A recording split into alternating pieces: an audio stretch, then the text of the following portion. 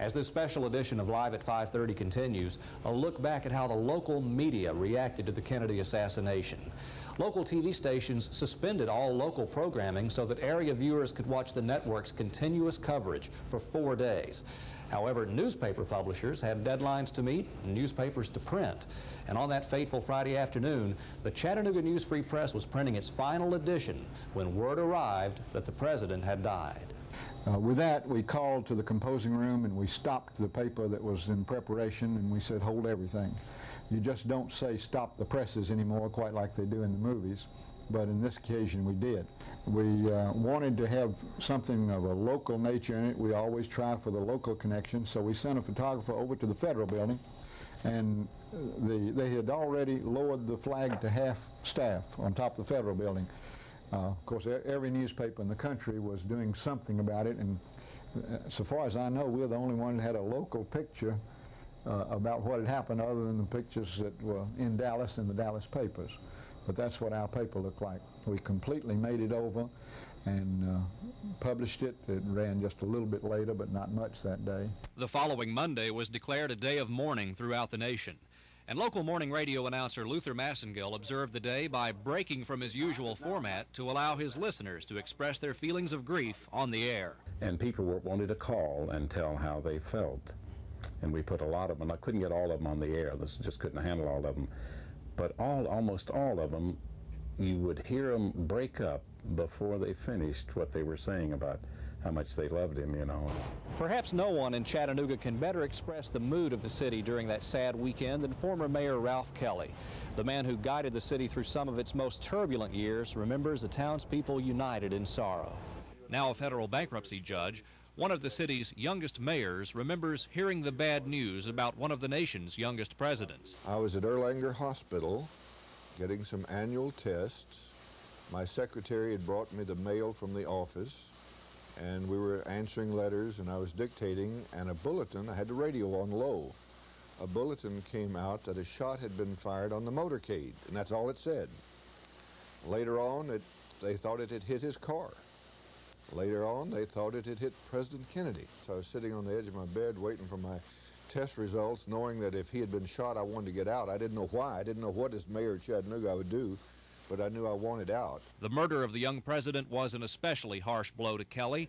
Kennedy's run for the White House in 1960 had served as an inspiration to Kelly to try for the mayor's seat in 1963. He was sort of like, you know, let's save the world, let's go out and do big things. And at 34 years old, I had been inspired to run for mayor. And it was like the world is coming to an end. We just couldn't believe it. 25 years ago, Chattanooga was no different from other cities. Although John F. Kennedy was a proud Irish Catholic Democrat, his untimely death temporarily put aside any religious or political differences. And one of the most meaningful tributes to the fallen president took place here at the Jewish Community Center.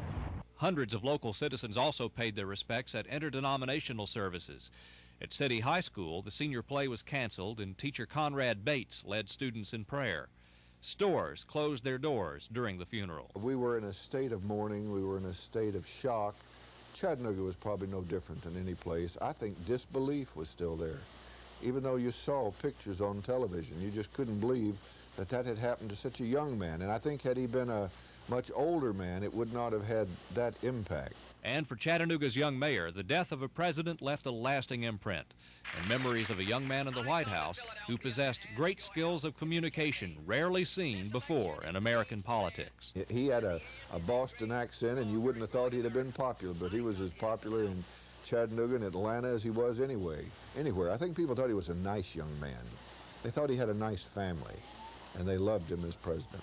Although it's been 25 years since the assassination and a great deal of evidence has been studied extensively, some nagging questions remain. Did Lee Harvey Oswald act alone, or was he a part of a bigger conspiracy? Any hopes of obtaining the truth from Oswald himself were dashed when he was killed by Jack Ruby just 2 days after the president was killed.